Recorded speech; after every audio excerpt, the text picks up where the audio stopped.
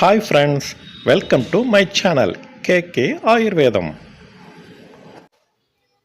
வணக்கம். நான் ஆயுர்வேத டாக்டர் கார்த்தின் பேசுறேன். கேகே ஆயுர்வேதம் அப்படிங்கிற யூடியூப் சேனலை சப்ஸ்கிரைப் பண்ணாதவங்க பண்ணிக்கோங்க. அப்படியே கீழே இருக்க பெல் ஐக்கனை டச் பண்ணிக்கோங்க. நம்ம இப்போ ஆயுர்வேதத்தில் முதுகெலும்புன்னு சொல்லக்கூடிய பஞ்சகர்மா ட்ரீட்மெண்ட் முறையை தான் பார்த்துருக்கோம். அதில் ஸ்நேகனம் ஸ்வேதனம் அப்படிங்கிற ரெண்டு சொல்லியிருக்கிறேன். அதில் ஸ்நேகனம் அப்படிங்கிறது எண்ணெய் தெராப்பி.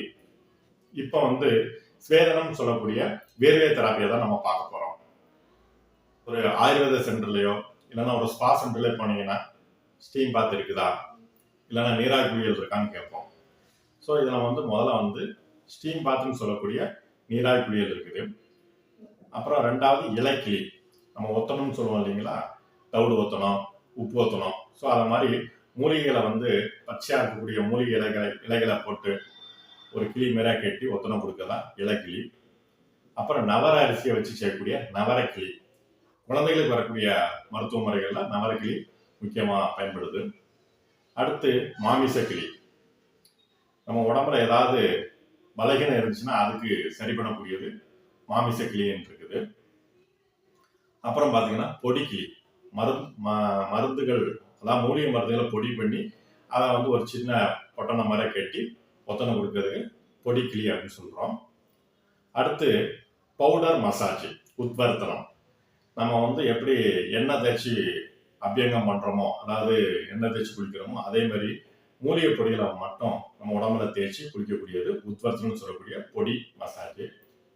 அடுத்து பார்த்தீங்கன்னா நாடி ஸ்வேதம், அதாவது கழுத்து பகுதியோ இல்லைன்னா முகவாதம் மாதிரி இருக்கிறதுக்கு நீராவியை மட்டும், அதாவது ஸ்டீம், அதாவது ஒரு சின்ன ஒரு குக்கர்லேருந்து வரக்கூடிய அந்த டியூப்ல இருந்து வரக்கூடிய அந்த நீராவியை வச்சு கூட நம்ம ட்ரீட்மெண்ட் முறைகள் பண்ணக்கூடியது இருக்குது. அதுக்கு பேர் தான் நாடி ஸ்வேதனம். அடுத்து பார்த்தீங்கன்னா கழுத்து தேய்மானம், சர்வைக்கல் ஸ்பாண்டலைசிஸ் சொல்லக்கூடிய கழுத்து எலும்பு தேய்மானம் இருக்கிறது, கழுத்து வீக்கமாக இருக்கிறது, தலை சுற்றுதல் இருக்கிறது. அதுக்கு பார்த்தீங்கன்னா கிரீவாவஸ்தி அப்படின்னு சொல்லி ஒரு மருத்துவ முறை இருக்குது. அதே மாதிரி குறுக்கு பகுதியில் தேய்மானங்கள் இருந்துச்சுன்னா லம்பார் ஸ்பாண்டலைசிஸ் சொல்லக்கூடியதுக்கு பார்த்தீங்கன்னா கடிவஸ்தி அப்படிங்கிற ட்ரீட்மெண்ட் முறை இருக்குது. அடுத்து பார்த்தீங்கன்னா மூட்டு தேய்மானம், மூட்டு வலிக்கு பார்த்தீங்கன்னா ஜானுவஸ்தி, அதான் மூட்டில் மட்டும் எண்ணெய் நிற்க வச்சு பண்ணக்கூடிய ட்ரீட்மெண்ட் முறைகள் இருக்குது.